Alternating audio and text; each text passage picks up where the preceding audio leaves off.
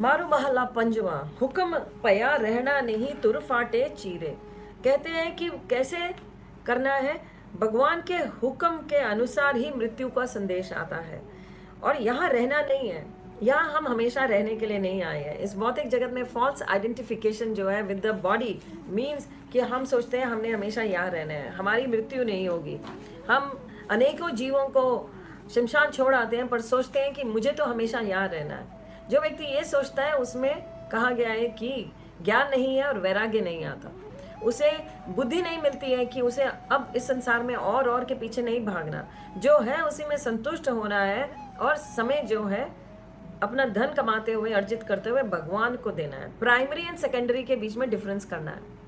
ये मन अपने अवगुणों के कारण शरीर में बंधा हुआ दुख सहता है। ये अभी हमने यही पढ़ा कि ये शरीर जो है अवगुणों के कारण, जो मन में अवगुण पैदा होते हैं कि मैं शरीर हूँ, आत्मा नहीं हूँ, मुझे हमेशा यहाँ रहना है, अटैचमेंट, फॉल्स प्राइड, कहा गया है कि हमें जब हेट्रेड, हमारे अंदर द्वेष आता है, ईर्ष्या आती है, तो हम क्या करते हैं, हम सोचते हैं कि मन के पीछे भागते हैं, और जब मन के पीछे भागते हैं तो हम यहीं बंधे रह जाएंगे।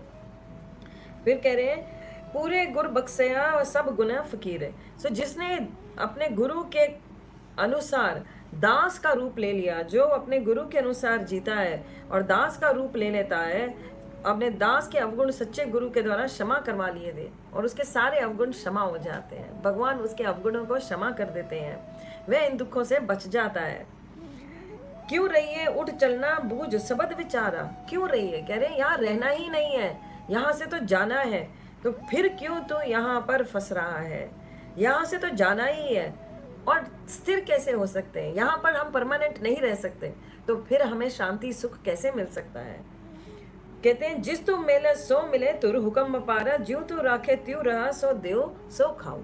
जो तुम दो मैं वही खाता हूँ, जैसे तुम रखते हो मैं वैसे ही रहता हूँ। जितनी कहा गया 9 to 5 ऑर्गेनाइज्ड वे में जितनी मेहनत कर सकते हैं उतनी मेहनत करके जो धन अर्जित होता है, जितनी उसी में हमें संतोष करना चाहिए, ना कि और के पीछे भागने में समय गवा दें और फिर हमें कष्ट भोगना पड़े। तो यहाँ यही कहे जा रहे हैं कि ज्यों तू राखे त्यों रहा, ज्यों तू चलावे त्यों चला, मुख अमृत नाऊ। जैसे तू चलाएगा भगवान हम वैसे चलेंगे, पर अपने मुख में हम क्या रखेंगे, तुम्हारा नाम, अमृत का रूप, अमृत जैसे तुल्य जैसे तुम्हारा नाम है। मेरे ठाकुर हथ बड़ियाई मेले मन जाओ। कह रहे आप मेरे ठाकुर हो, आप मेरे कौन हो, कंट्रोलर, मास्टर हो। जैसे तुम रखोगे मैं रहूंगा, जो तुम दोगे वही खाऊंगा। और सब कह रहे मेरे स्वामी के सब कुछ आपके हाथ ही है, जैसा आप चाहते हैं वैसा ही होता है। कीता क्या सलाई है कर देखे सोई। कह रहे क्या सलाहें, सब कुछ वही हो रहा है जो आप करते हैं, जो आप कहते हैं वही होता है। पूरे पूरे पूर मत है सच्ची वडियाई, दे दे टोट ना आवे ले ले थक पाई। तो कह रहे मैं इसका आपके साथ अर्थ कर देती हूँ क्योंकि अर्थ में आपको ज़्यादा आनंद आएगा। कहते हैं कि गुरु मिल जाए जो पूरी रक्षा करते हैं तो हमारे को कष्ट नहीं आएंगे। गुरु की कृपा से भगवान मिल जाते हैं।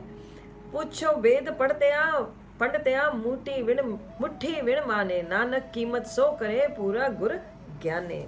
तो कह रहे हैं कि जो गुरु हैं उनकी कृपा से, उन्होंने सब कुछ पढ़ा है, सारे वेदों का निचोड़ वो देते हैं। उनकी कृपा से क्या होता है, उनकी कृपा से, गुरु की कृपा से भगवान मिल जाते हैं, ज्ञान मिलता है, और वो पूरा ज्ञान ट्रांसेंडेंटल नॉलेज मिलती है, जिससे क्या होता है, जिससे भगवान मिल जाते हैं। सो सच्चा ज्ञान का लाभ मिलता है, जिससे पूरे गुरु मिल जाते हैं। वही कीमत डाल सकता है, जो हीरा है उसकी कीमत जौहरी डाल सकता है। कहा है कि एक साधु थे, उनके पास एक पत्थर था।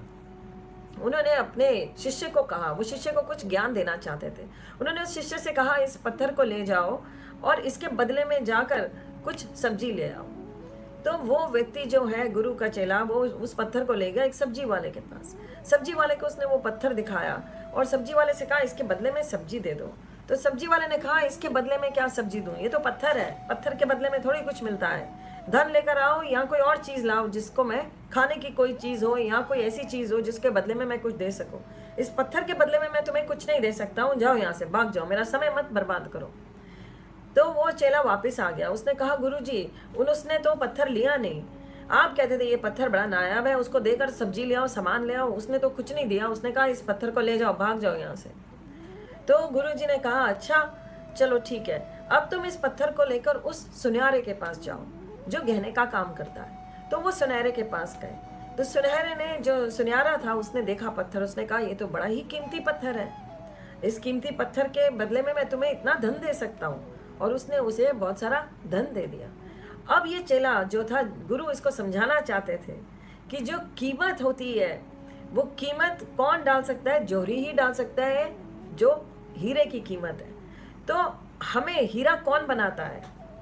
गुरु। गुरु हमें तराशते हैं, हीरा बना देते हैं और हम सही रास्ते पर चल पड़ते हैं। तो हमें अपना समय जो है, कहा गया है, क्या करना चाहिए? गुरु के अधीन अपने को शरणागत करना चाहिए, गुरु के अधीन सही ज्ञान के लिए। ना कि हम कहाँ चले जाएं। भगवान का ज्ञान जो है वो गुरु से मिलता है। भगवान का ज्ञान आपको राह चलते किसी व्यक्ति से नहीं मिल सकता। जैसे वो फल बेचने वाला, सब्जी बेचने वाला एक हीरे की कीमत नहीं डाल सकता था, ऐसे ही हम जब भगवान को चाहते हैं, भगवान हीरा है, तो भगवान की कीमत सिर्फ गुरु के पास है। गुरु हमें वो ज्ञान दे सकते हैं जिससे हम भगवान को प्राप्त कर सकते हैं।